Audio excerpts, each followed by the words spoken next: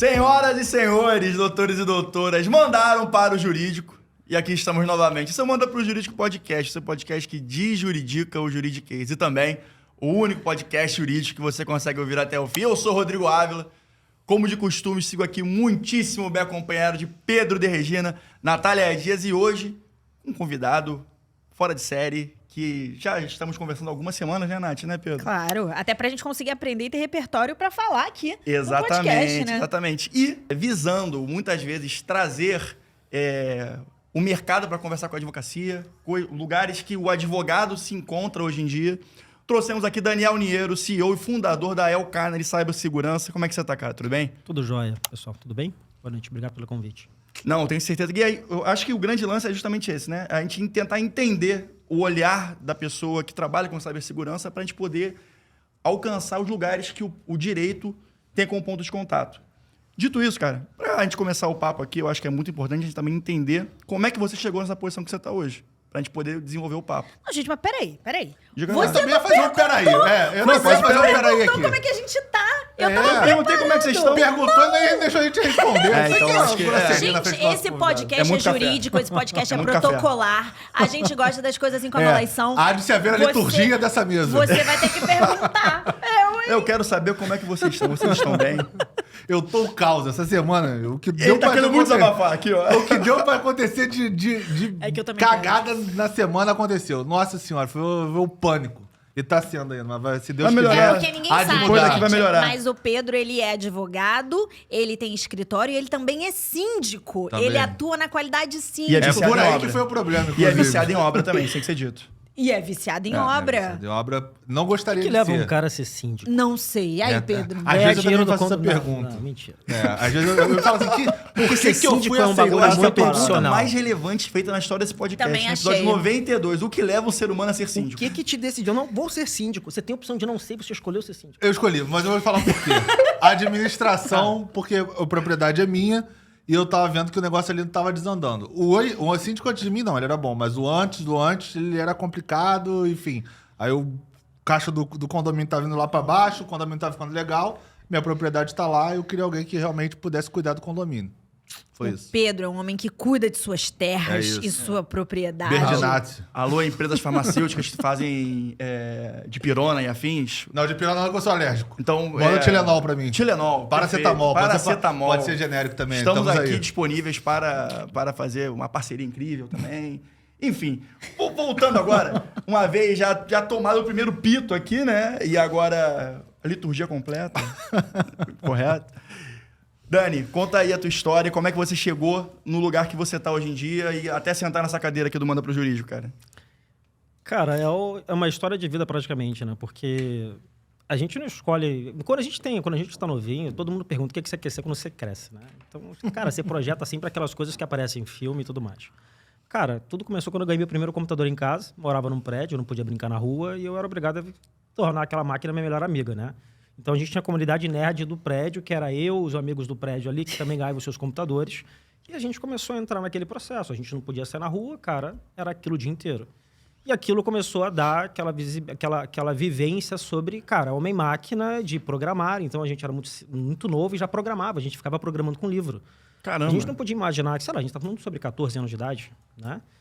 Então, a gente não imaginava que no futuro aquilo ia valer muito dinheiro, aquilo ia literalmente drivar a nossa profissão que a gente fazia, né? Só que, obviamente, o conhecimento sempre expande. Então, você começa desmontando, começa a programar, faz programinha. Aí, um belo dia, você começa já a crescer, ter que arranjar emprego. Aí você já, mas eu gosto de computador, vou, sei lá, trabalhar com manutenção, vou não sei o quê. Aham. E Virar aí- o famoso cara do TI, né? O famoso cara Cleiton Virar aquele amigo da família que você fala, Cleiton ih, deu genérico. problema Minha no meu impressora computador. quebrou. Cara, tem um primo meu aí. Eu ganhei muito dinheiro. De uma criança, eu ganhava muito dinheiro. Com certeza. Porque a pessoa, cara, conserta meu computador aqui, R$80. R$80? Caraca, Ninguém vai pagar R$80, isso, eu né? pago. Falei, tô rico. Né? E Aí nessa aí, aí você conseguiu comprar Cara, um outro computador melhor. e aí você indo, porque você ia fazendo aquele teu clubinho ali, e a gente ligava a rede, a gente tava passando cabo por fora do prédio, quase gato, assim, sabe? A gente... Não, MVP aqui, né? É, Fazendo uma isso, startup isso no prédio dele. Exato. E a gente era novaço, criança, né? Então, a gente começou a dominar aquela máquina de um jeito que, cara, pra gente era super básico fazer aquilo. Só que ao longo do tempo a gente começou a trabalhar, aí você começa a incrementar conhecimento, já começa a profissionalizar o que você fazia. E eu fui trabalhar com a parte de administração de rede, e aí eu comecei a conviver com segurança, cibersegurança em si. Só que eu trabalhei na época numa consultoria que era muito conhecida no Brasil em si. E, cara, praticamente foi formação de caráter. A grande parte de todos os profissionais de cibersegurança hoje que estão no Brasil, já saíram do Brasil, eles deram uma passada por lá. Então, ela meio que drivou... Uma escola, né? Foi uma escola profissional que a gente teve. Eu passei quase 7 anos lá. Então, eu aprendi toda a parte fundamento teórico que tinha de cibersegurança e a parte prática também. E como você vê, cara, você não está num caminho que você não volta mais atrás. Você vai fazer aquilo e segue. E aí, ao longo do tempo, trabalhei para grandes empresas multinacionais, né? Parte do Exército, Marinha, projetos especiais ali, específicos, né? Inclusive jogos também, Olimpíada e tudo mais, porque tem todo um processo de cibersegurança, né? Você tem que garantir que os jogos aconteçam. Perfeito. Então, tem todo um fundamento de, cara, proteger o pessoal das equipes, garantir que os atletas cheguem nos locais, envolve segurança de transporte, telecomunicação, sabe? Então, a gente teve que se envolver com o Exército, Marinha, enfim, é cibersegurança mesmo em nível... E segurança da informação em geral, né? Porque cibersegurança é um tema dentro de segurança da informação. Era isso que eu queria saber, É, Daniel. Porque boa. a gente está aqui com um público majoritariamente jurídico, que tem pessoas que vêm também para aproveitar o entretenimento e um pouco do conhecimento jurídico. Mas, step back. O que é cibersegurança? O que é segurança da informação? Por que isso era tão importante? Hoje em dia é basicamente imprescindível toda vez que a gente fala de tecnologia, toda vez que a gente fala de dados ou não proteção de dados, toda vez que a gente ouve vazamento de dados, isso impacta de forma agressiva todas as empresas. Explica um pouco pra gente como é que é isso. Basicamente, a gente tem um guarda-chuva, que é um tema maior, que é a segurança da informação. E a segurança da informação ela veio inicialmente de conceitos militares, que era proteger informações de guerra, de estratégias de guerra.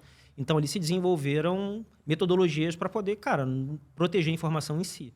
Desde a época em que, obviamente, não existia nada digital. Então, você tem, por exemplo, sei lá, o velho Citali, que não sei se vocês conhecem, é uma barra, que ela é cilíndrica, e você enrola uma fita nessa barra cilíndrica, né? E você escreve as mensagens ali, por exemplo.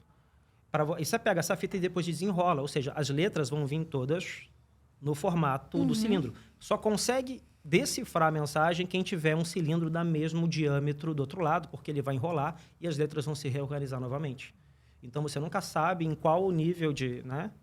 Isso é um exemplo. Então, isso veio se desenvolvendo ao longo do tempo.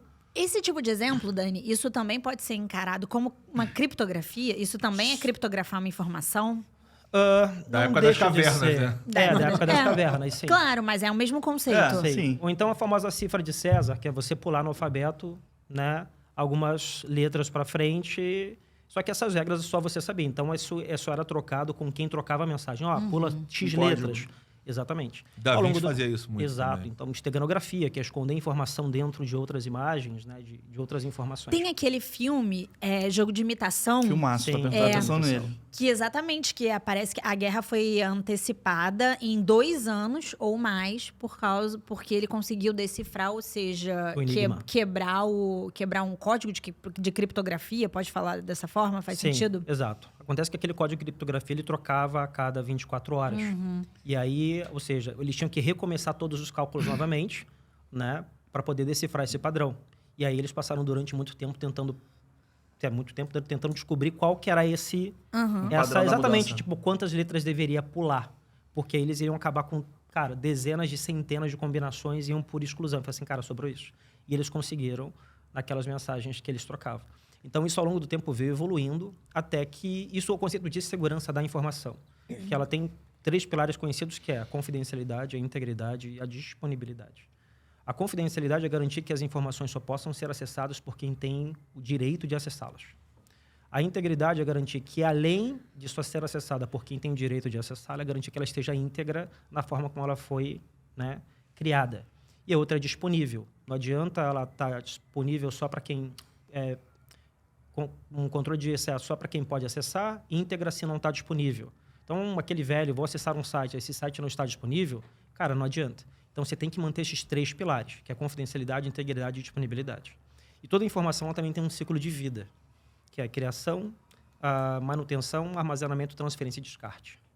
Durante todo esse ciclo de vida, eu tenho que garantir essa confidencialidade, integridade e disponibilidade. Isso é segurança da informação, que cuida de aspectos físicos também, dado impresso. Né? Você vai pegar esse papel, você vai jogar no lixo. Alguém pode pegar todas as suas anotações de uma reunião e ver o teu lixo. A cibersegurança já é justamente a evolução desse processo de proteção de informação em meios digitais.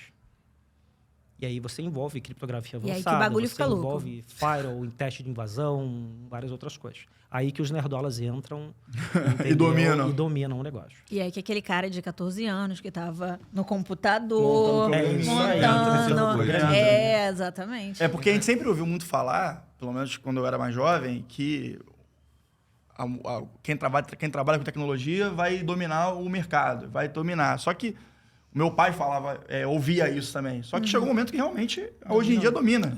E não existe mais um desenvolvimento de negócios sem estar tendo um olhar para a segurança de dados, para esse tipo de coisa. Por exemplo, eu já sofri uma invasão no Instagram, vocês lembram, tem um tempo já. lembro. E, enfim, foi por motivações leigas da minha parte, no qual eu não tinha a dupla verificação naquele tempo. Quer dizer, isso aí pra ele deve ser um absurdo eu falar isso. O erro que eu Você cometi. acha que eu nunca liguei você tá pro... na faixa branca, ele tava falando na faixa preta ali, Exato. documento. Só que é justamente por isso. Isso aconteceu comigo. E dentro de um universo hoje em dia, fazendo um paralelo com o mercado jurídico, a gente vê pessoas cada vez mais se inserindo nesse negócio. E, de certa forma, eu sinto que a gente só estuda a lei, mas a gente não estuda a tecnologia em si, né? E os cuidados nos quais a tecnologia tem que ter. E a gente está sendo engolido de forma completamente agressiva. E o advogado quer abraçar o mundo com as pernas. E né? a gente Essa é minha vive num sensação. mundo cada vez mais tecnológico, completamente tecnológico, e a gente não consegue conviver com conceitos básicos de tecnologia. O advogado não faz uso de conceitos básicos de tecnologia. Porque eu acho que a gente participou de uma geração de transição.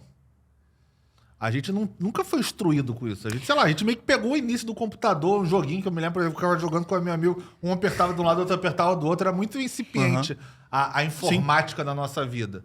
Então, assim, essa nova geração, ela já nasce com tudo isso desenvolvido. Então, quando vocês falaram, por exemplo, porque antigamente a profissão do futuro, na época do meu pai, já era informática e virou agora, vamos dizer, né?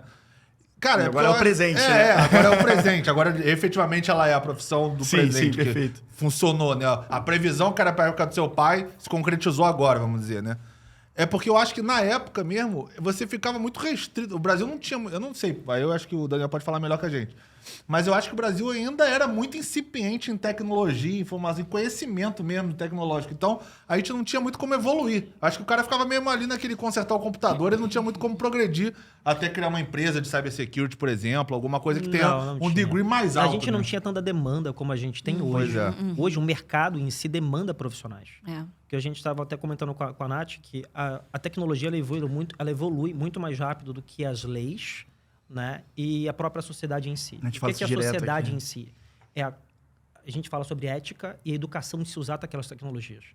Hoje, a gente, como precursor de tecnologia hoje, eu posso afirmar que existem muitas tecnologias hoje que já... E eu estou falando sobre software, que você entra ali e baixa.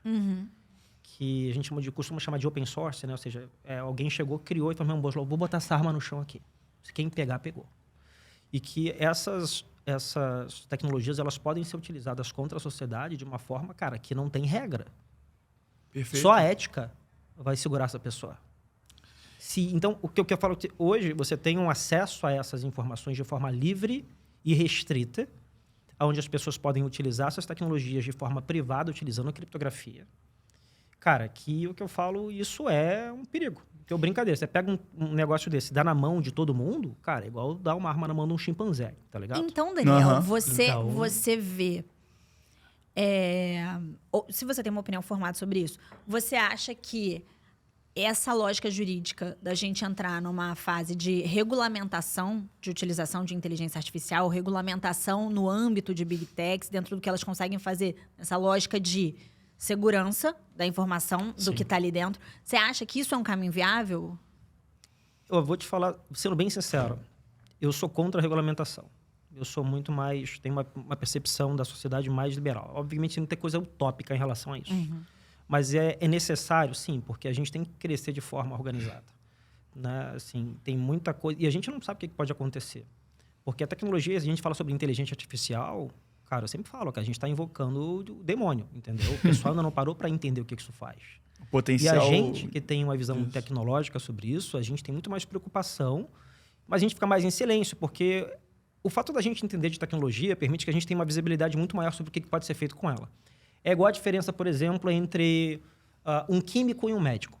Por exemplo, o médico sabe recomendar para você um remédio. Ele sabe por que a aspirina funciona, por que o anti-inflamatório existe, né? Ele sabe te recomendar aquilo de forma bem assertiva. Mas será que ele sabe o que rola aqui quimicamente dentro do negócio? Será que pedir para ele... Cara, formula uma aspirina para mim aí, ele sabe fazer? Não, o químico sabe. Então, o químico, ele conhece uma visão de ingredientes e como as coisas de fato funcionam em nível, sabe, atômico, a ponto de, cara, eu sei o que eu posso fazer com isso. Metanfetamina, por exemplo. O médico, não. Então, tem muito médico no mercado hoje que entende de remédio. Sabe, ou seja, de tecnologia. Mas a gente sabe o que dá para fazer com isso. Eu sei o que dá para fazer com código. E tem coisas que eu fico assim, cara, se eu juntar código daquele cara ali com o código desse cara aqui, descentralizar isso aqui com arquitetura de blockchain, de não sei o quê, brother, a gente tá invocando o diabo, entendeu? O demônio ali, que é o diabo na caixa. E o pessoal, cara, não mexe nisso aqui ainda, porque... Aí a gente discute filosoficamente sobre o que pode ser feito. Com então, certeza. a gente consegue antecipar 20 anos. E você... aí, Segue. Com assertividade, entendeu? E aí, nesse sentido, fiquei muito pensando, por exemplo, esses robôs que são criados com inteligência artificial. Existe algum nível de segurança que você consiga controlar a evolução desses robôs, por exemplo, que são tidos como humanoides? Ou isso é impossível você codificar e limitar a evolução do robô para ele virar tipo um humanoide, alguma coisa que você não infringe uma segurança sob o ponto de vista ético pra gente? Cara, isso é uma matéria muito interessante que, assim, trouxe uns podcasts sobre isso.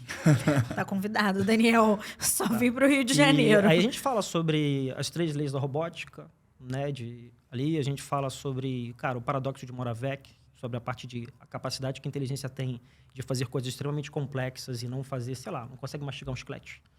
Né? Se você perguntasse para uma inteligência artificial mais avançada do mundo, me dá alguém que você admira, que você gostaria de ser tão inteligente quanto. Ela fala, um bebê. Por quê? Porque ele engatinha, eu não sei engatinhar. Porque tem coisas muito simples que ela não consegue fazer, porque ela precisa inferir muita informação. Então, existem várias limitações tecnológicas em cima de IA para você aplicar nesses robôs. E também existe o conceito de legislar esse processo, como, por exemplo, existe uma regra que diz que toda IA, tudo que ela for fazer, ela é obrigada a dizer ou registrar logs sobre o que levou ela a tomar aquela decisão. Para que as pessoas possam olhar e falar assim, por que você fez isso? Ela tem que poder dizer para você, cara, eu peguei essa premissa, juntei com essa e calculei isso. É tipo uma ata, gente, né? Exatamente. Só que isso em nível, cara, sabe? Se você começa... Ninguém impede hoje alguém baixar um GPT, porque o GPT, como eu falo, ele é uma tecnologia aberta. A gente chama de GPT, não é o GPT só aquele dali. O GPT é aberto, como você tem um Mitra ou outras coisas que podem ser utilizadas. Eu posso baixar um Mitra em casa, treinar, criar um processo ali e, cara, não registrar o que a minha IA está fazendo. Por quê? Porque o código, cara, é química. Eu posso alterar o código a hora que eu quiser e eu posso disponibilizar isso e não dizer que fui eu que fiz. Então, cara, não dá para prever o que dá para fazer e o que não dá. Sempre vai ter alguém para pegar um negócio e falar, não, eu vou quebrar essa regra aqui. Sempre vai ter um cara, uma pessoa para... Eu não vou seguir a regra porque eu não estou afim. E, Dani, o que você acha que são os nossos grandes questionamentos hoje, em termos de cibersegurança, levando em consideração a sociedade, da forma como ela está evoluída hoje, e qual você acha que vão ser os nossos grandes questões daqui a... Nem vou colocar 10 anos, vou colocar 5 anos, porque acho que a tecnologia está comprimindo o tempo de forma absurda. Sim. Você pode repetir sua pergunta? Porque, assim, eu posso dividir ela em Mais 10, 300 20 perguntas. podcasts. Mais 300 podcasts. Como é que eu enxergo o futuro em relação a... Não, eu quero saber inicialmente, assim, qual você acha que são os maiores problemas hoje que a gente vive em termos de cibersegurança? Quais são as maiores As nossas questões ameaças invisíveis, digamos que assim. as empresas têm? E quais você acha que serão daqui a 5 anos? Uma das coisas que tem que me vir à mente é a dependência que a gente tem da tecnologia em si. Cara, você vê que o WhatsApp cai e o Brasil para. A galera para de trabalhar. Sim. Né? Então, assim, a gente depende de tecnologia para tudo hoje e a gente nem percebe mais o quanto a gente depende disso. O grande problema é o seguinte. Quem domina os sistemas, domina quem depende do sistema. Sim. Esse é o maior problema. Então, hoje em dia, a gente está tendo agora uma onda, e não hoje em dia, mas sempre teve uma onda de ataques direcionados a coisas, a tipos de negócios específicos, né? Tem, sei lá, tem ataque direcionado para usina. O cara sequestra uma caldeira. A gente fala, cara, olha só, essa caldeira é minha. Não vai pagar o resgate, não vai fazer tal coisa. Eu vou aquecer esse negócio.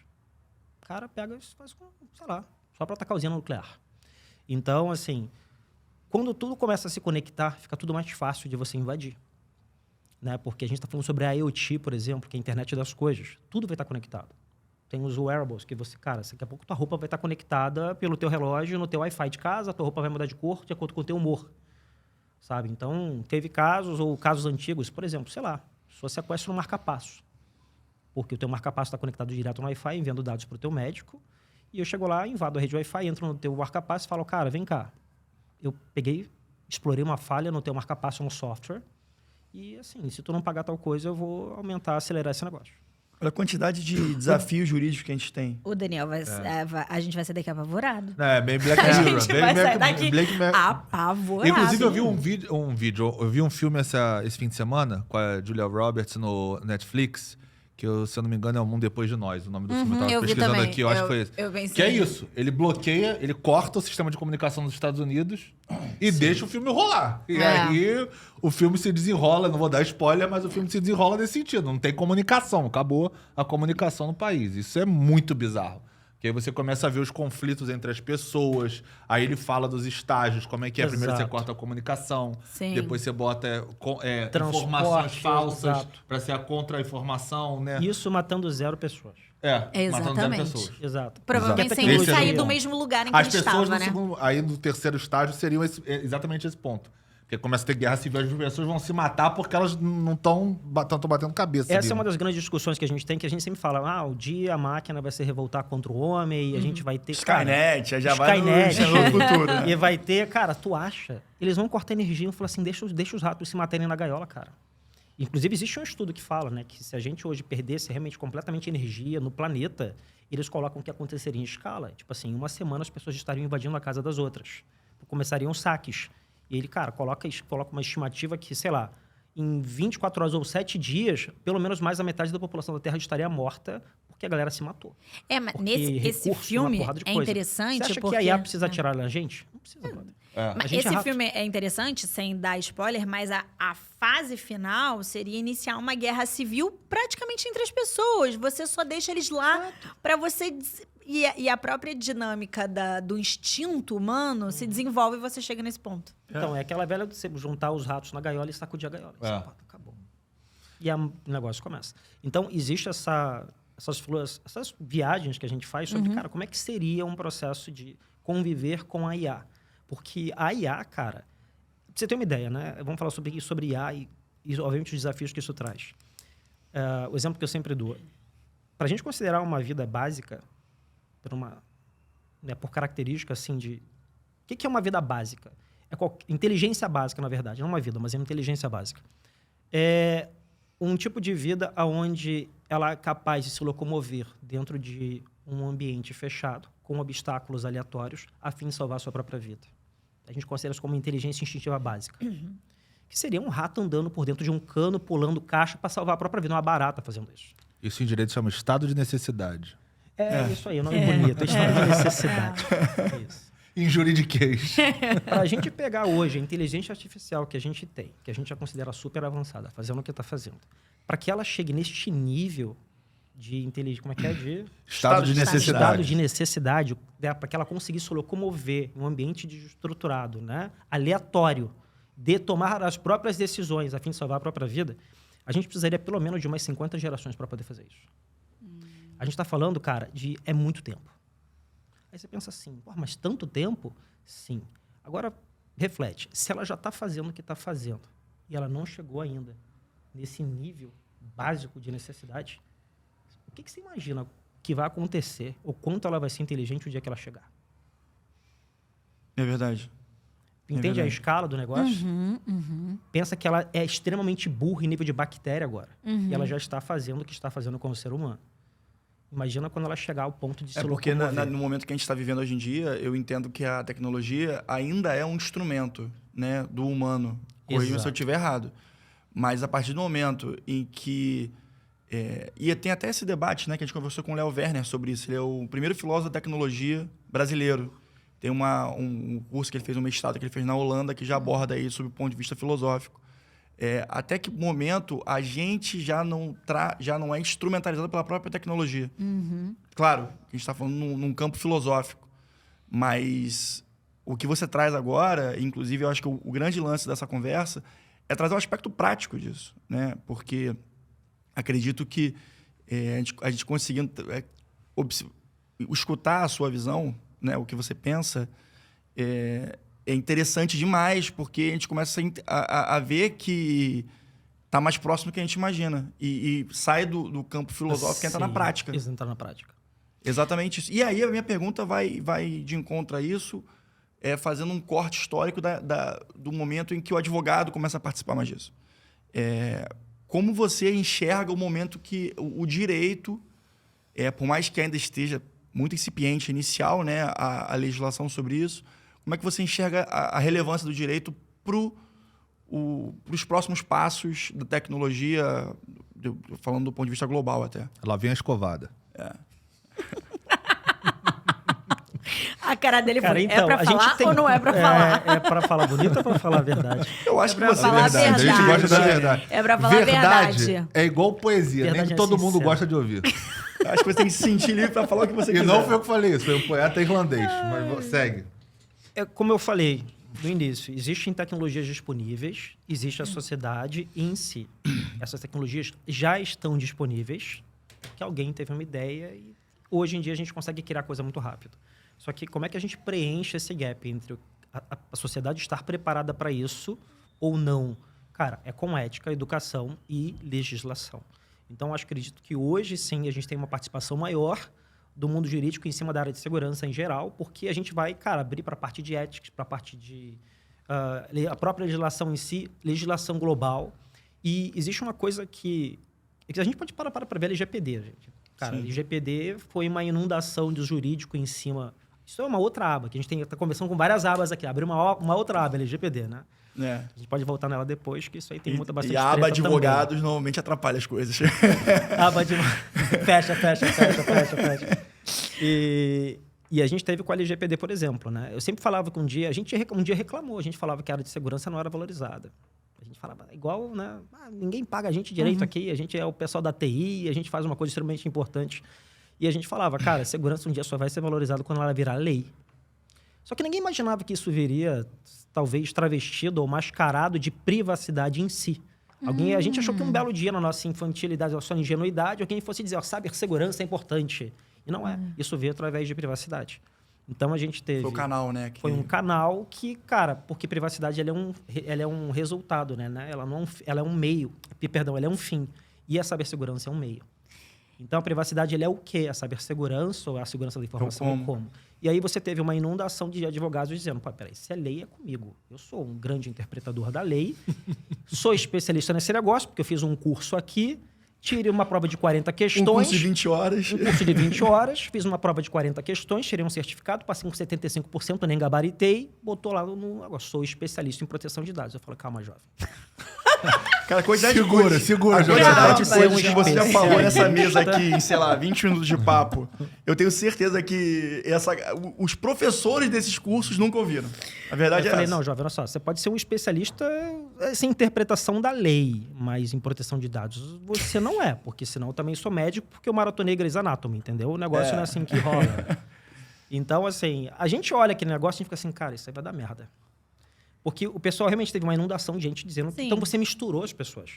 Pô, a gente que tá há 20 anos fazendo isso, cara. Pô, a gente aprendeu cibersegurança raiz, tinha que, cara, ficar babando página de livro lá. Se o comando viesse errado, tu digitava aqui e falava assim, caralho, fudeu, não tinha help. Tu tinha que realmente ler, trocar livro com as pessoas nessa época. Então a gente, cara, segurança raiz, era tela preta, não tinha mouse. A gente não era hacker de mouse, entendeu? Era, cara, tela preta, digitando, testando as coisas. Aí vem o pessoal agora, faz um negócio do curso no, sei lá, Udemy, na Coursera da vida, tira uma prova e diz que é especialista. A gente fica chateado, né? Porque, assim, cara, você pode ser um especialista em interpretação dizendo o que tem que ser feito. Eu digo como vai fazer. Então, eu tenho uma dúvida. A LGPD hoje, e eu vou trazer aqui para o cenário brasileiro Vamos mesmo. seguir na aba da LGPD, então. Vamos seguir na aba da LGPD. A Lei Geral de Proteção de Dados, e falando no âmbito brasileiro mesmo, sua empresa aqui no Brasil, imagino que você lide com clientes brasileiros. Você acha que hoje, na forma como ela é, o nível de exigência que ela traz em relação à proteção de dados, ele é suficiente? Ele é plausível? Ele é factível? Ou ele é só uma tentativa? Olha, se eu fosse dizer que quem criou a LGPD basicamente foi uma cópia, né, aprimorada da GPDR aqui, e ela também foi criada por pessoas que não entendem de proteção de dados, eu não tenho mais o que dizer, porque assim, ela tem interpretações bem objetivas sobre o que deve ser feito ali, objetivos que devem ser atingidos. Então eu falo, a gente tem que estar no centro amanhã às 9h.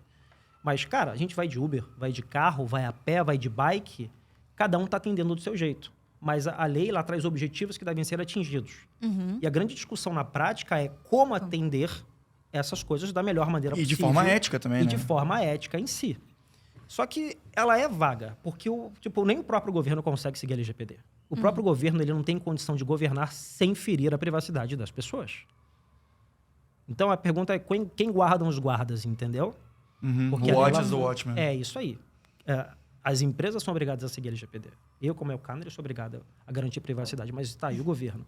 Então, são coisas que geram várias interpretações sobre o assunto, cara, que vira briga de religião, entendeu? Entendi. Religião nunca briga que você vê todo mundo quebrando pau, discutindo, e você sabe que não vai terminar em lugar nenhum, mas o pessoal faz mesmo assim. Nos Estados Unidos, inclusive, passou muito por isso, né? Porque aí quando o governo começou a impor que as big techs, principalmente, fornecessem dados dos seus consumidores, no primeiro momento, usuários, né? No primeiro momento, eles negaram, e no segundo momento, cara, isso é questão de segurança nacional, você tem que fornecer, e é isso aí, não tem conversa. E aí eles tiveram que fornecer. Sim, exatamente. Porque eles vão ter acesso a tudo. E aí, um ponto reflexivo aqui, mais objetivo também. A gente tem a LGPD, que seria, aí trazendo para o contexto brasileiro, que seria uma lei que traz uma necessidade de você cuidar de proteção de dados. Então, ela está ali para regular os nossos dados. E a proteção deles consequentemente. Você acha que vai chegar em algum momento, a gente já está em algum momento, que as empresas hoje, grandes empresas, elas vão cuidar dos seus dados e da sua segurança, independente de regulação, porque elas vão entender que isso é essencial ou não? Não. Se a gente parar para ver hoje, 80% de todo o dinheiro investido em segurança, ele vem demandado por compliance. Alguém está obrigando a fazer. Ninguém investe em segurança porque é legal. Ou você investe porque o teu negócio depende disso, tipo um banco. Não tem condição de eu não dizer que eu sou seguro porque eu vou guardar o dinheiro do pessoal aqui. Ou então, por exemplo, eu tenho que botar um site online de compras. Cara, como é que eu vou dizer que a minha compra não tem o famoso cadeadozinho ali em cima? Então, eu invisto em segurança por necessidade de negócio. Porque ninguém me obriga a colocar um cadeado ali. Agora, se isso não for estritamente necessário para tocar o negócio como core business ali, segurança for, né, fizer parte do processo, ninguém vai fazer o negócio. Tem que ter uma lei para poder obrigar o pessoal a... Eu lembro de um episódio que a gente fez tempos atrás, muito tempo atrás, a gente já estava no primeiro estúdio ainda. Salve, Ian! Grande Ian, tamo junto, meu amigo. Ian, eu do estúdio. O Ian não tava na nossa frente, o Daniel achou que o Ian Todo mundo tava para lá. Cadê o Ian? Eu vou da câmera. O que acontece, e acho que a gente pode fazer uma analogia bem bacana disso aí, porque era uma carta de um gestor da BlackRock, uma gestora, um fundo gigantesco lá nos Estados Unidos, em que ele fala que hoje em dia o investidor demanda certas práticas do mercado para que ele sinta que está investido no lugar correto. Existe esse movimento. Sim. Então, se a gente pensar que hoje em dia proteção de dados, privacidade e etc. podem caminhar nesse sentido também, a gente consegue já até fazer um raciocínio aqui, tirar uma conclusão que a privacidade de dados faz parte hoje em dia do movimento ESG, talvez? Faz. Tem gente que discorda completamente disso. Tem gente que fala que o ESG, por exemplo, cara, isso é vapor, entendeu? Isso aí é para gerar mais mercado, né? E tem gente que fala que sim, porque a parte de LGPD estaria debaixo de compliance, né? Então, sim, estaria relacionado. Inclusive, tem clientes nossos que levam essa parte de ESG a forte e a gente trabalha com compliance ali dentro dessa caixinha para poder reportar indicadores para cima. Agora, cara, vai de cada um, né? Porque isso aí não é obrigatório. Agora, quando você falou que, sim, a prática de mercado exige, vamos pegar, por exemplo, os nossos casos de M&A, né? Todo mundo faz diligência, cara, da empresa em geral ali, do diligence para fazer um M&A, para fazer uma fusão. Quem é que vem e cuida de cibersegurança? Quantos dados estão ali disponíveis? Quantos dados estão disponíveis? no Quantos due diligence? investidores hoje, porventura, estão fazendo investimento numa startup que eles acham que é um unicórnio, tem lá dados de milhões de usuários, e os moleques estão com uma base extremamente insegura. O cara vai comprar um negócio, vai Perde meter, vai tudo. dar 2, 3, 4, 5 meses. Quando ela estiver lá no topo, a base invadida. O cara tem porque 10 ninguém se cliques, preocupa. alcança, né? Exatamente. E feito por um troço amador. Quantas empresas hoje separam as bases de produção e as bases de homologação, que a gente chama de base de teste, e aí eles colocam uma alta, não, porque nós temos uma alta segurança no nosso ambiente, no nosso aplicativo, e aí os caras vão lá e vão para a base de teste, né, que é para desenvolvimento, eles fazem um dump dessa base, jogam para a área de desenvolvimento, e tem um estagiário lá com um full admin em cima do negócio. Então, ou seja, controla para a rua, mas dentro de casa tem o dado, uma base gigantesca com milhões de usuários, todo com CPF, endereço, tudo, o cara mesmo mete um dump para dentro da máquina e vai embora. Então, tá cheio de empresa fazendo isso. Então, cara, a gente tem que fazer as diligências disso. Então, o mercado está pedindo hoje, porque o cara bota 5, 10, 15 milhões numa seed, 20, 100 milhões numa seed, e amanhã ele toma um prejuízo de, sei lá, absurdo. Sem contar o dano à imagem também, Sem né? contar Do o próprio dano à negócio. Sim, Então, porque hoje em dia... isso tá bombando mais. hoje em dia o vazamento de informações, é por isso que eu comecei a tratar. Ele virou uma questão, Aham. um dado sensível. E hoje em dia todo mundo fala de dado sensível e do quanto valem nossos dados pessoais. E assim, dentro desse panorama atual, que você falou que, sei lá, 80% mais ou menos das pessoas não se preocupam com isso até vir um compliance ou alguma exigência de alguém. Você acha que isso é um problema cultural do Brasil? Isso é mundial? Você acha que para romper essa cultura, se é assim que você entende, precisaria ter alguma quebra de paradigma? Por exemplo, aconteceu uma catástrofe muito grande dentro dessa empresa para as pessoas se conscientizarem, do governo mesmo, para as pessoas se conscientizarem da importância da segurança de dados? Ou você acha que é assim mesmo que funciona o mercado de vocês? É assim que funciona, as pessoas esquecem catástrofe muito rápido. É que não é assim que funciona no Brasil, né? As pessoas funcionam como pessoas, acho que em qualquer lugar, Elas só né? são preocupadas, tipo assim, o famoso, eu estou naquela base de dados vazada? Não. Não, Foda-se. beleza. Entendi. Então, É assim. vai ser difícil mudar a cultura Vai das ser pessoas. difícil Eu mudar acho que a tem essa cultura. questão da tecnologia e o que a gente conversou no começo, eu acho que corrobora tudo que eu vou tentar trazer aqui agora, é que a tecnologia cada vez mais faz parte do fenômeno social. Então, vieses comportamentais de uma cultura, pode ser um caso aqui concreto do Brasil, ou enfim, qualquer lugar, influenciam muito na maneira como a tecnologia vai ser tratada, né, para os próximos passos. De fato, o brasileiro, acho que o Daniel tem mais propriedade para falar, traz isso no contexto global, tem a memória curta. Então, se a gente não aprender na porrada, eu acredito que não só a cultura, mas também como o próprio direito, na sua LGPD, não vai trazer grandes inovações assim também. É um pouco complicado isso. Por que a precursora da parte de proteção de dados pessoais foi, de fato, por exemplo, a parte da Europa? Se a gente parar para ver toda a história da Europa em si, cara, é guerra, bomba, morte, tudo mais. E então, privacidade para eles sempre foi uma coisa muito importante, porque muitos massacres aconteceram, né, por questões de acesso a dado pessoal. Vamos pegar, por exemplo, né, diz a história lá que quando Hitler invadiu a Holanda, ele teve acesso ao censo atualizado com 6 meses. Ele sabia onde morava cada judeu. Alguém imaginou? Ele disse, ele sabia, cara, bateu na porta aqui, abre a Natália aí, o criancinha de 2 anos, de 3 anos, que está escondido. Não, eu sei que tem aqui, tem a fulano, cicrano, beltrano, pode chamar aí. Ele sabia, então, ou seja, quando a gente passou as informações nossas para o próprio governo, ninguém imaginou que dizer que você era judeu ajudaria a provocar um Acarretaria alguma coisa massacre dessa, absurdo daquele. Então, todo mundo... Ninguém liga para a privacidade enquanto você estiver de acordo com o posicionamento político do seu governo. Tem isso também. Entende? Então, enquanto Legal. é uma verdade, sim. ninguém Sim. liga. Agora, deixa a gente ter um governo completamente, sei lá, ditatorial, e fala assim, deixa eu ver se as pessoas vão passar CPF, onde é que você está. Mas- Você não vai querer atualizar nada. Então, lá, isso para eles acabou criando uma cultura de privacidade, de sigilo, de segredo muito absurdo. Que tem diferença entre segredo e sigilo. Segredo é só uma pessoa sabe. Só você sabe um segredo. Se você conta seu segredo para alguém, não tem mais segredo. Você tem sigilo. Você está na mão dessa outra pessoa. Por isso que tem aquela frase que diz que segredo entre 2 pessoas é só matando uma. Né? Se você conta seu segredo para alguém, você tem sigilo. Então, cara, eles são muito protetores de dados pessoais. Porque eles sabem o estrago que isso pode causar. Entendeu? E agora, te fazer uma pergunta agora também. pensando na cabeça até um pouco de advogado já, de uma pessoa que está inserida no ambiente jurídico, pensando em LGPD e etc.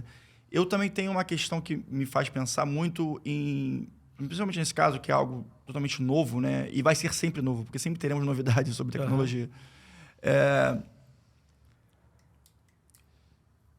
Que eu pensando aqui na formulação é a seguinte: se eu legislar uma nova lei, algo de maneira preventiva, até que ponto isso também vai se tornar algo que é invasivo? Porque se não houve o dano, você está querendo prevenir crime sem dano. vítima? Hã? Tipo um crime sem vítima? Isso. A gente tá brincando de um Minority Report, né? O cara vê que vai acontecer. Mas será que vai acontecer? Entendeu? O meu ponto é esse. Será que se a gente prevê uma legislação no sentido de proteger as pessoas, mas também mitigar certas liberdades também, podemos dizer assim, seja lá qual for, até que ponto isso também é algo saudável para a gente como sociedade? Cara, acho que tudo que tira liberdade não é saudável. Ponto. É um posicionamento seco, entendeu? Eu acho que a gente sente... Então, você acredita que talvez fazer uma legislação seja mais interessante a partir dos erros que a gente vai cometer com dados e etc? Sim. É o caminho. É um caminho da base da dor mesmo, Você tem que permitir a né? livre criação, a propagação de ideias, entendeu? Até que aquilo... Cara, se a gente começar a achar que aquilo dali está começando a ser um problema, aí a gente discute sobre Modula. Uhum. Eu acho interessante porque eu quero entender a cabeça da pessoa que é de EdTech. Porque o jurídico a gente já trouxe várias pessoas aqui, a gente lê toda hora, a gente tem mais acesso, mas como também, até porque o advogado a gente tem no Brasil 1,5 milhão, mas devs e pessoas do mundo tecnológico tem bem menos. Então é bom a gente entender isso, principalmente nós advogados, para poder encontrar um denominador comum entre o desenvolvimento do trabalho de vocês e o que o direito tem que fazer também. Cara, esse é um bom ponto, porque é o seguinte, obviamente eu não posso falar isso em nome da comunidade em si. Mas eu vou dizer que grande parte das pessoas que eu conheço, se você for questionar esse tipo de coisa sobre liberdade individual, para pessoas que trabalham na área de cibersegurança, e gente da antiga ainda, você vai encontrar uma grande parte de pessoas que são libertários em si, e que eles defendem a liberdade acima de tudo. Absoluta. E utilizam a própria cibersegurança como um tipo de ativismo digital contra uma tirania digital e tudo mais. Tanto que toda a história de hacking que a gente tem, né? De como se formou, faculdade do MIT, dos trotes que faziam, porque basicamente o hacking começou... Tipo aquele Anonymous, né? Mais ou menos. Mas é tipo como se fosse isso, né? Basicamente a história do hacking teve... De novo, isso aqui não define tudo. Mas era assim, tinha aquele costume de fazer trotes na faculdade, né? Sim. Só que a galera nerd vai fazer trote com o quê, porra? Cara, com máquina. Bloquear o teu computador. Só que isso começou a se desenvolver uma filosofia de estudo sobre burlar sistemas para poder fazer trotes e dominar coisas e tudo mais. E isso veio, ao longo do tempo, criando um movimento que, assim, é um movimento cultural. O hacking, ele é um movimento cultural. Então, e é um movimento bonito, porque ele tem fundamento, né? Ele defende muito privacidade e criptografia no ambiente, numa sociedade aberta. Então, você vai encontrar que inclusive, existe o hacktivismo. São pessoas que utilizam do conhecimento tecnológico, que pode ser utilizado tanto para causar bem quanto para causar mal. Ela utiliza desse conhecimento, sei lá, cara, para fazer o que ela quer para, sei lá, fazer ativismo. Pode ser político, pode ser, sei lá, pichação de um site ou coisa assim. Todo mundo tem um motivo, mas o conhecimento aplicado é o mesmo. E aí, se você for buscar, todos eles defendem a liberdade. E todos eles defendem criptografia em si. Porque a gente, no mundo digital, a gente sempre fala, pô, se você quer defender sua liberdade no mundo aqui, você tem que, sei lá, ter porte de arma liberado, né? Porque você tem que poder defender a sua própria vida. Mas, beleza, como é que você defende sua vida digital? É criptografia. Se a gente fosse fazer uma equiparação do que é uma arma hoje no mundo real, do que é essa arma hoje no mundo digital, é criptografia em si.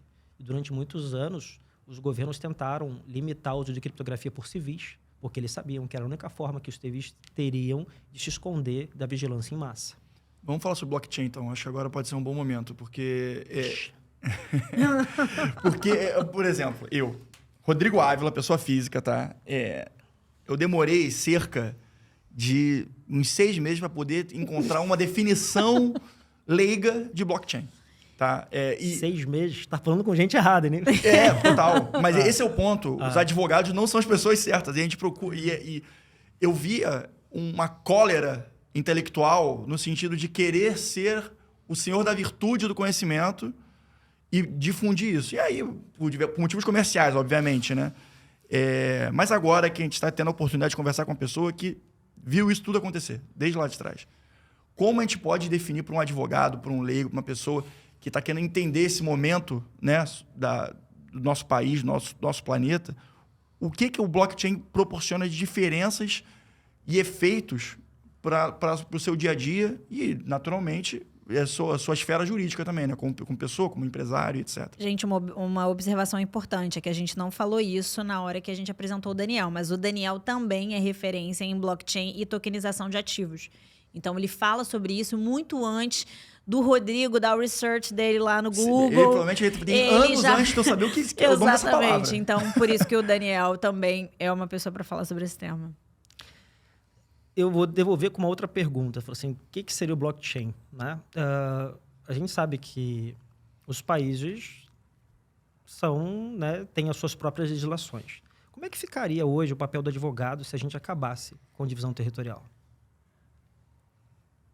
O que aconteceria? Sei lá, um colapso legislativo sobre... Cara, não tem mais divisão territorial. Isso não existe. Imagina que a gente criou uma sociedade completamente digital e as pessoas agora é tudo cidadão do mundo. Onde é que você nasceu? Não importa. Você não está cometendo um crime em nenhum lugar específico.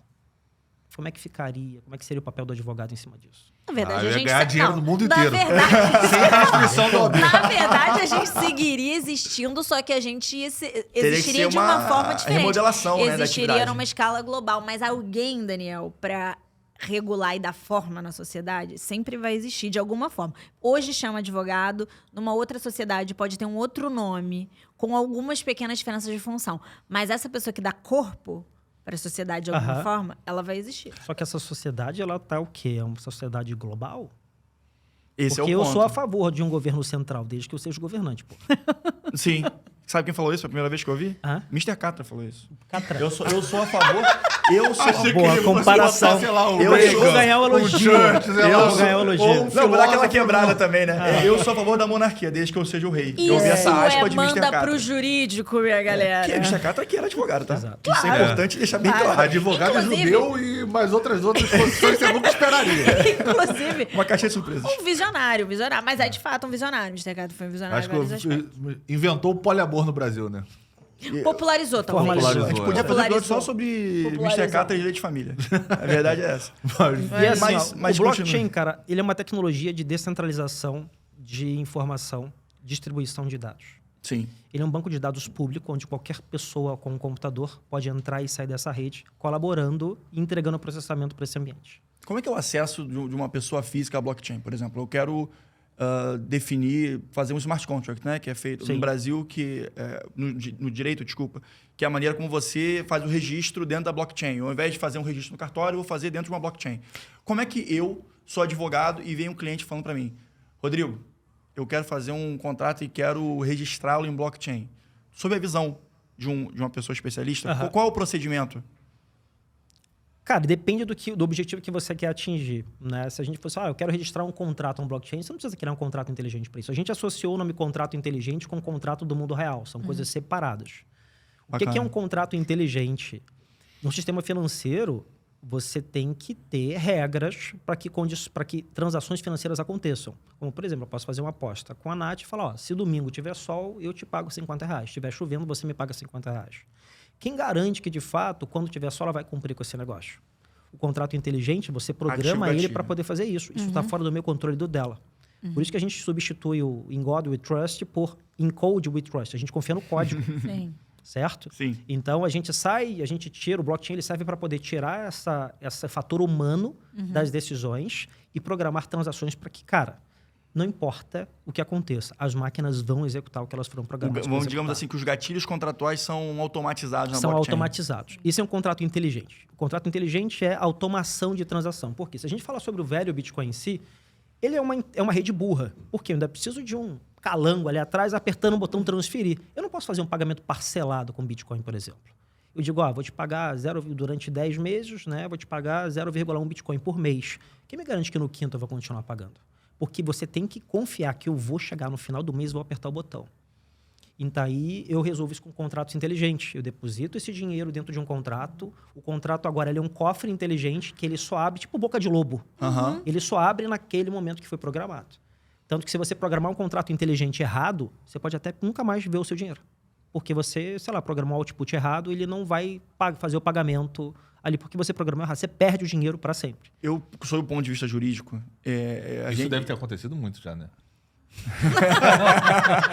Sob o ponto de vista jurídico... Cara pega o Quem não café, contratou é o Cadre e teve esse problema. Seguindo agora, eu gostaria também, a gente conversou várias coisas aqui, e trazendo uma situação de mercado, eu acho, que e gera muitos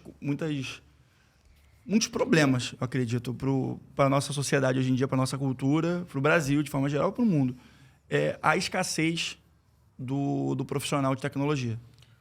Sim. É bom, porque vocês ganham muito mais dinheiro por isso também, mas também encontramos problemas porque as soluções não são tão... não tão rápidas, talvez. Como você está enxergando esse momento em função disso tudo que está acontecendo na sociedade? Quando você fala escassez do profissional de tecnologia, de cibersegurança em si. De tecnologia tem bastante, mas eu entendi o que você quer dizer. Quando a gente fala sobre cibersegurança especificamente... Porque eu acredito que seja onde a gente encontra maiores ameaças, né? Exato, porque assim, é um tipo de profissional que ele é específico para um determinado tipo de assunto. Como eu falo, cara, não vamos confundir alpinista com limpador de janela. Né? São parecidos, mas são bem diferentes em si. E hoje segurança está muito embaixo do pessoal de tecnologia. Então, é sempre importante deixar bem claro que nem todo mundo de tecnologia entende de segurança. E o pessoal acha que, cara, entende de TI e entende de security. Acha que o cara é programador, ele cria um código seguro. Não. Tem que ter um cara de segurança para olhar aquilo pelo ponto de vista de segurança. Ele tem uma visão de ameaça sobre o que pode ser feito. Então, você fala assim, pô, mas todo mundo de tecnologia, cara, 90% dos caras de tecnologia não dominam segurança. Porque isso é uma área de conhecimento diferente.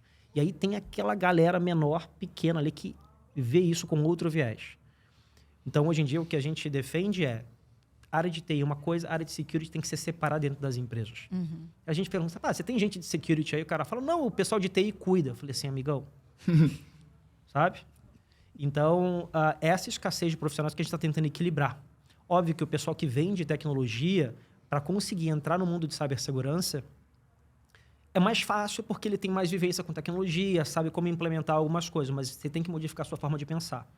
Mas você também não precisa necessariamente trabalhar com segurança vindo da área de tecnologia. Todo mundo pergunta, para trabalhar com cyber, eu tenho que ser programador? Não, você não tem. Você tem que ter D0 de programação, 0 de tecnologia. Você pode trabalhar com processos. Você é um analista de segurança que cuida de política, processo, compliance, arquitetura e um monte de coisa. O cara que é de cyber é o cara que coloca a mão. Você quer ser nerdzão, botar a mão no console, pô, tela preta, sabe, letrinha subindo. Se você não vem disso, não precisa entrar. Então, assim, hoje está tendo uma demanda muito grande por esses profissionais, né? Pelo mercado em si, porque teve LGPD, que, cara, obrigou a ter privacidade. O único meio é segurança. E aí começou a se gerar demanda por esses profissionais. Então, assim, está correndo a corrida dos ratos para certificação, para poder se capacitar, fazer curso fora. Né? E para esse mercado, certificação é muito importante.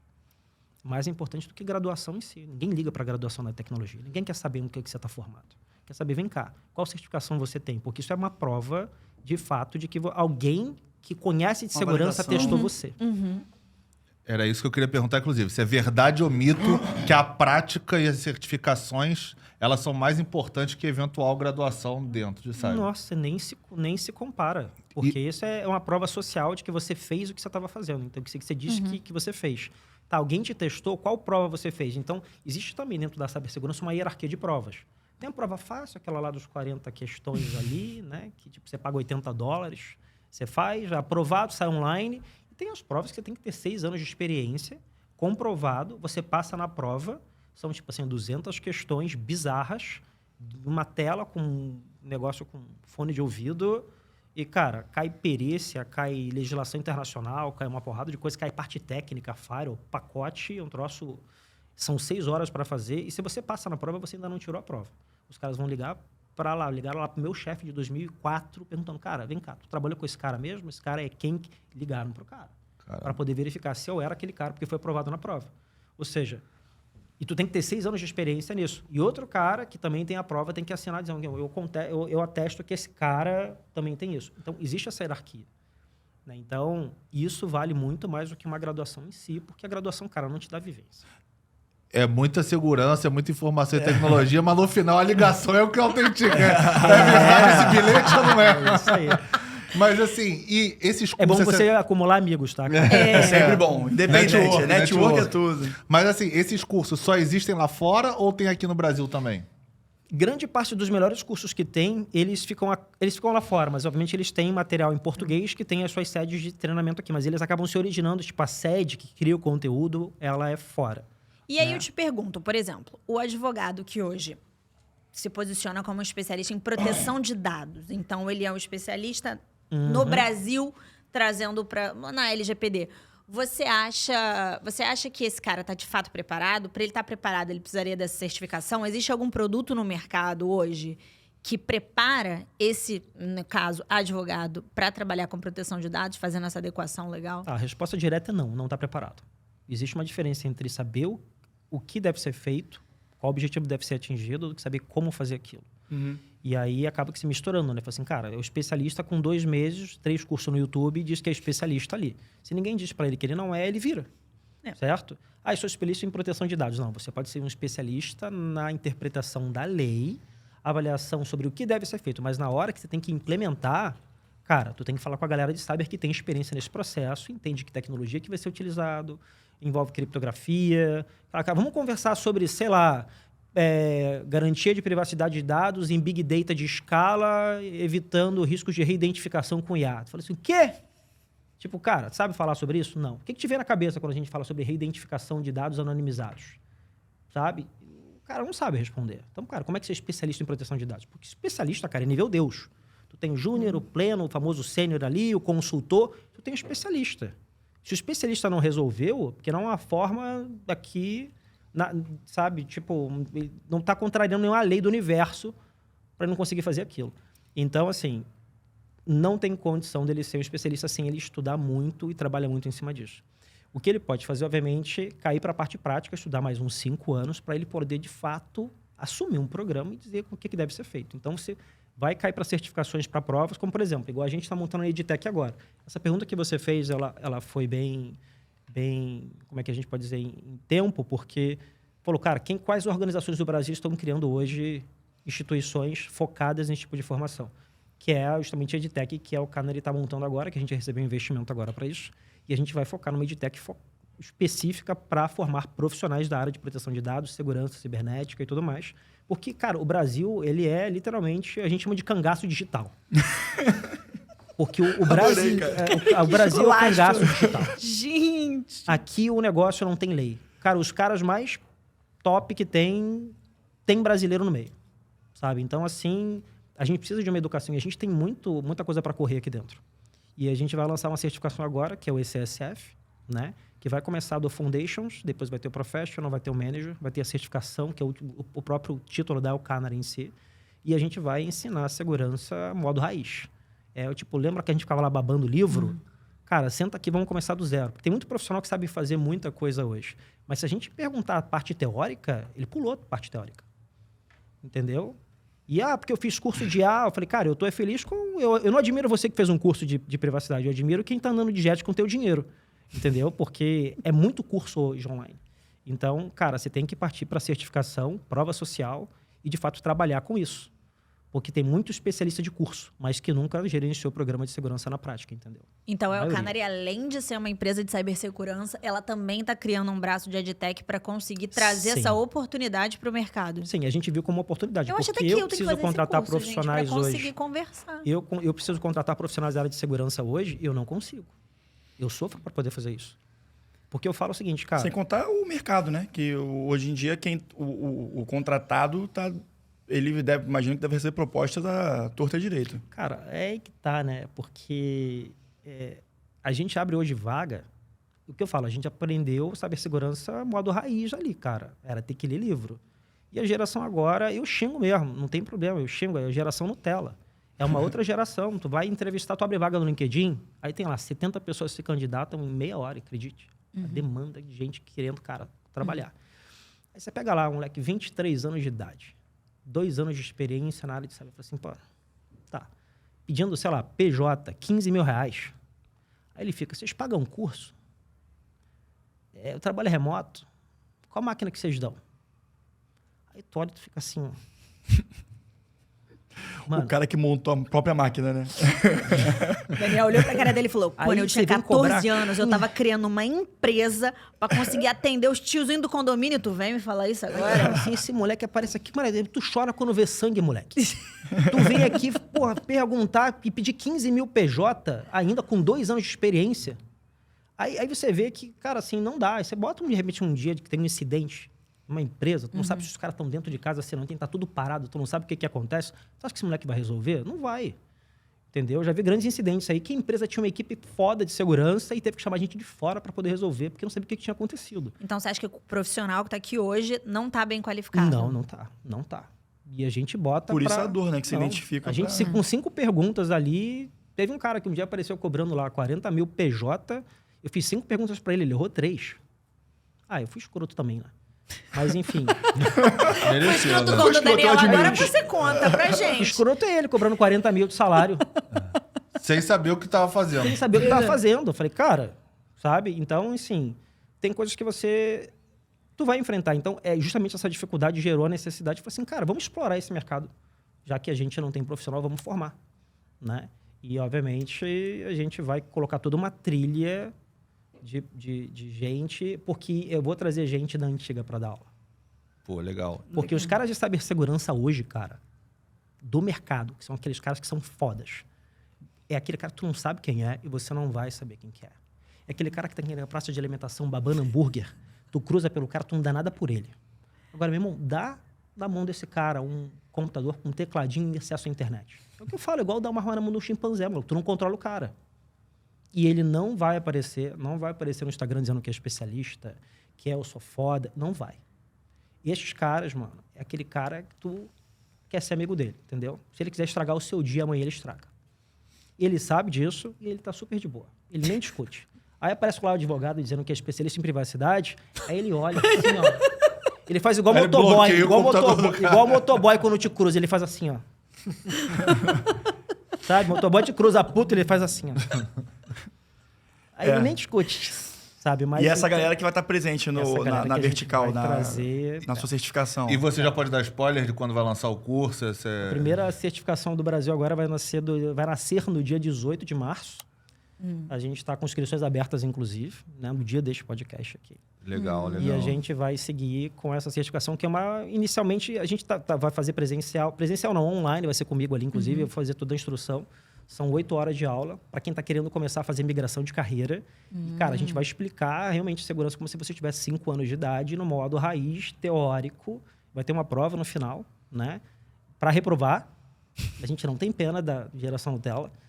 5 perguntas, já sabe, 5 né? perguntas. Que vão vir São Fica cinco- são cinco- ligado, fica São 5 ligado. perguntas.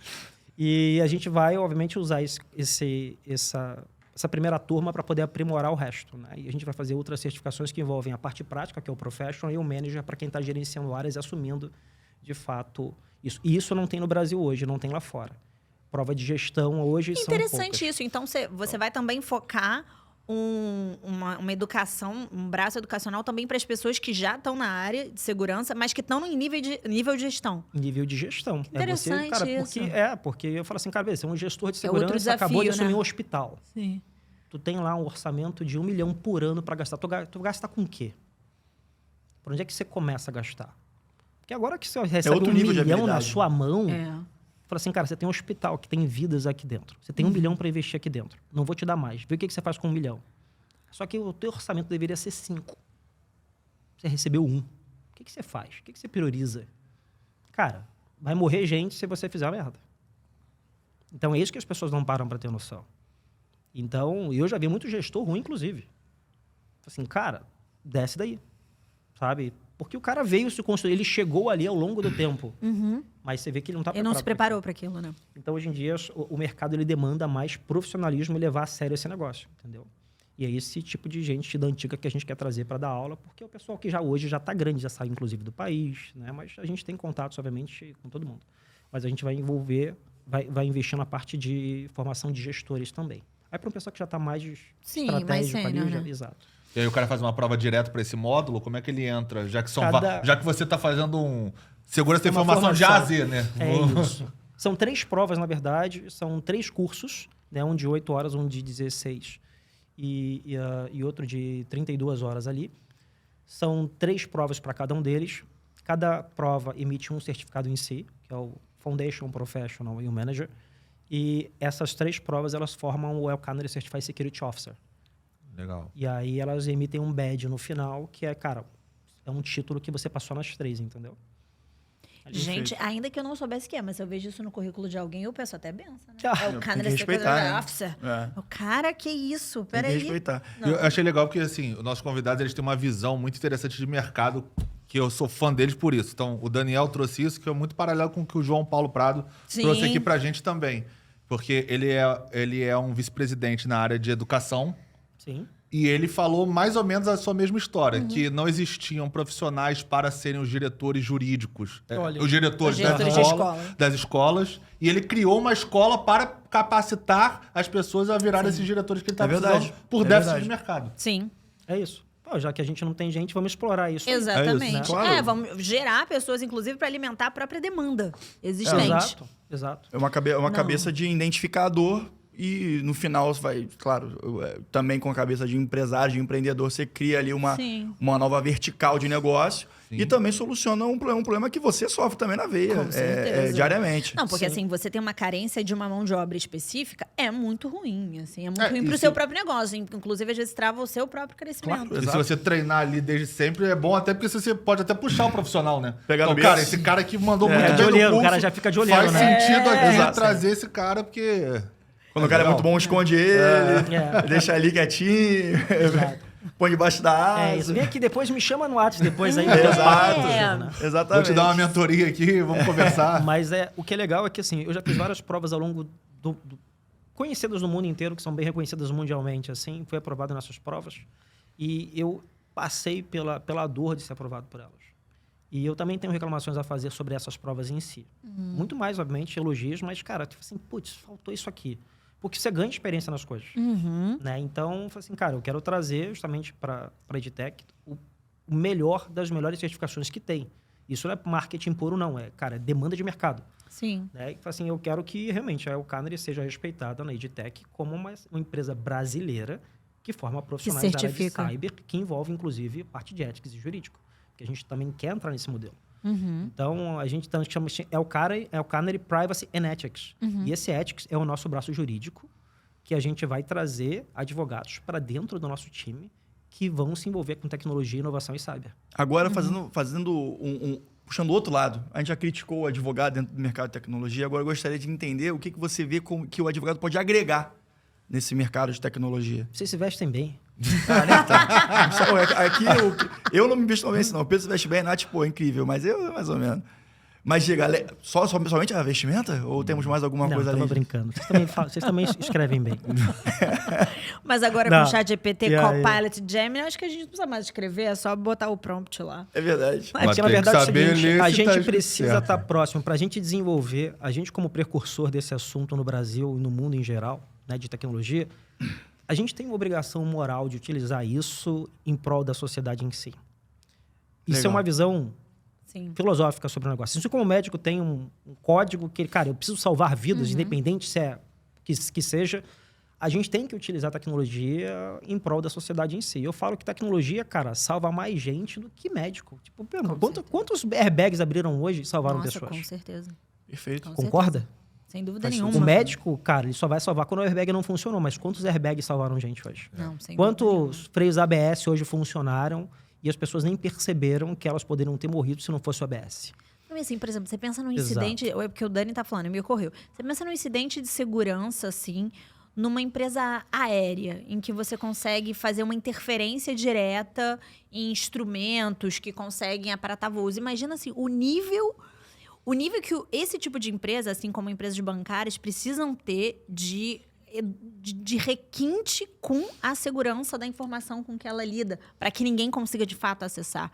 Como a criptografia, nesses casos, como o Daniel ilustrou em outros momentos, ela não se torna uma forma de defesa muito clara e quase que uma forma de manutenção da sua própria existência.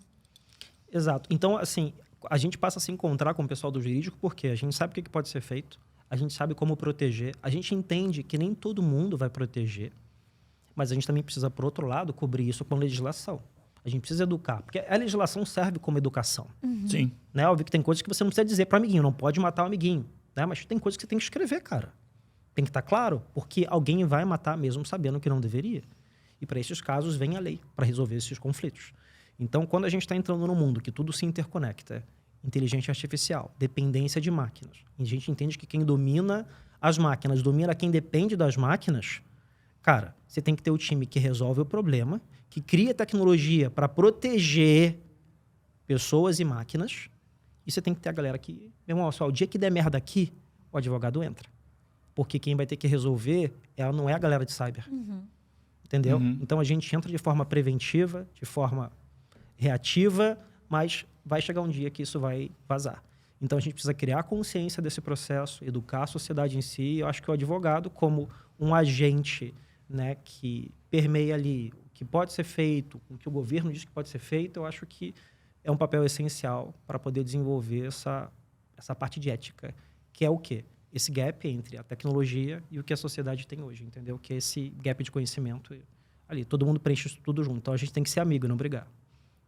E aqui estamos propondo a amizade, de fato, né? A parceria formal aqui O entre selo da tecnologia e relação direito. entre tecnologia e direito. Exatamente. Manda para o Júlio de Galcarne juntos, fazendo essa Tá parceria, vendo? firmando aqui um acordo de paz entre... Na verdade, a gente está aqui querendo mais profissionais qualificados no Perfeito. mercado, advogados que se coloquem, Sim. de fato, como atuantes na área de proteção de dados e que eles, de fato, sejam conhecedores dessa área de proteção de dados e que, assim, a gente consiga ter mais proteção, de fato, nas empresas, porque eu não acho que isso seja um pleito meramente legal. Eu acho que isso é um pleito muito, muito factual. É necessário. Perfeito. Eu acho que antes da gente encerrar, porque eu queria ter começado de forma diferente, só que a gente meio que bagunçou aqui nas nossas histórias. O que não é incomum nesse podcast. Nada daqui foi programado. Nada, né? Não, nada. Ele deve nada, estar mas surtando, é porque assim, tinha é uma sempre pauta, assim. a pauta foi... Eu vim para sempre falar assim. outra coisa, cara. Eu vim É pra falar- sempre assim. Aqui é loucura. tem Vim falar esse sobre beach tênis, entendeu? E, porra, vocês vêm... Mas assim, quando a gente fez aquela reunião de pré-alinhamento pra pauta, teve um Inclusive, assunto tinha pauta, tá, gente? que eu gostei muito, que eu queria que você falasse. Que é a marca Elkanner. Como surgiu, Ah, isso qual é bem foi a legal. ideia e o Verdade. conceito. Eu achei que a gente pudesse abrir assim. Mas já que a gente não abriu, de repente a gente pode fechar dessa verdade. forma. Vai Claro. ser com chave de ouro, com certeza, porque a história é muito legal. É curioso, porque assim, a gente volta lá no início do século, né, 1890 até 1910, ali era muito comum que os mineradores de carvão levassem canários em gaiolas para dentro das minas de carvão. O fato do canário ter um batimento cardíaco extremamente acelerado faz com que ele seja muito sensível a gases tóxicos e CO2. Então, os canários eles eram os primeiros a identificar o aumento de gases tóxicos, né, dentro das minas e funcionar como um sinal biológico de que algo invisível havia sido comprometido. Então, os mineradores eles ficavam sempre de olho no canário, sempre olhando o comportamento dele, né? Se ele, sei lá, se ele desmaiou, se ele está morrendo, se ele está se debatendo, e fala assim, cara, a gente tem que sair da mina, porque a gente já está se intoxicando. Você só percebe nisso depois que você cai, literalmente, né? Isso se você levanta ainda. Então, o canário ele era realmente um indicador biológico de que algo invisível havia sido comprometido, que é o que acontece quando a sua segurança e a sua privacidade são comprometidos. Você só descobre depois. Então, ao longo dos anos, a gente sempre teve muito essa cultura de cyber, pegar essas coisas e implementar como se fosse um easter eggs, assim. Analogias, Essas né? analogias. Então, quando a gente começou a ter o advento da internet, o governo americano ele emitiu uma lei que dizia que toda empresa de telecomunicação dos Estados Unidos ela era obrigada a fornecer dados solicitados sobre quem fosse para o governo americano e eles eram proibidos de dizer que o FBI esteve ali. Então, por exemplo, ele poderia solicitar para uma operadora de telefonia dizendo, cara, eu quero... Quem são as pessoas que fizeram aí, conectaram no dia tal, utilizando a internet e fizeram tal coisa, e eles não poderiam dizer. O que as empresas começaram a fazer? Elas começaram a colocar canários no site, No layout mesmo. no layout, ali numa página, né? Que é um... Pra sinalizar. Exato. Que se chama do mandado do canário. Procurem na internet depois. E explicando que, ó, não teve nada até então. Quando o FBI, porventura, aparecesse lá solicitando informações, eles simplesmente tiravam aquele canário do site. Então o pessoal fala, pá, mas o FBI esteve aí? Fala, não posso falar, só sei que o canário saiu. Você fica aqui e continua utilizando o meu provedor se você quiser. Mas isso era um sinal de que sim. O recado foi dado, O né? recado foi dado, tire suas próprias conclusões. Então, o Canary veio daí justamente que o nosso papel é ser um canário para os clientes. Depois dessa definição, vocês têm mais alguma coisa a agregar? Porque tá perfeito para mim. Fechou com chave de ouro. Dani? Chave de ouro, óbvio. Então... Muito obrigado. Obrigado a você por ter vindo. Exatamente. Eu vou agradecer a sua presença aqui. Eu acredito que foi muito elucidador para todos nós que estamos buscando as perguntas, né? E as respostas das perguntas de uma ciência que é totalmente nova e que, para a grande maioria do Brasil e nós, no nicho da advocacia, ainda carece muito estudo. A sua contribuição para esse podcast é nesse sentido. Por isso, muito obrigado pela presença, muito obrigado pela parceria e... Feliz. Encerramos hoje o podcast. Para arredondar, eu vou pedir... Eu vou finalizar de outra forma hoje. Então... O que você vai pedir? Pra curtir, comentar? Curte, é lógico. Para nos seguir nas redes Deus. sociais, @mandaprojurídico.pdc, tanto no TikTok quanto no Instagram, além de Manda Pro Jurídico Podcast no YouTube, Spotify e Apple Podcast. Curta, comenta, compartilhe, para que cada vez mais nós possamos desenvolver e crescer a nossa rede, a nossa network jurídica, a nossa bolha virtuosa, para que tenhamos cada vez mais desenvolvimento e pessoas brilhantes como o Daniel nessa nossa bolha. E encerrando pela primeira vez hoje o programa de uma forma diferente, para qualquer dúvida, verifiquem a existência do canário. Perfeito. Até semana que vem. Um grande abraço. Obrigado, pessoal. Tchau, tchau.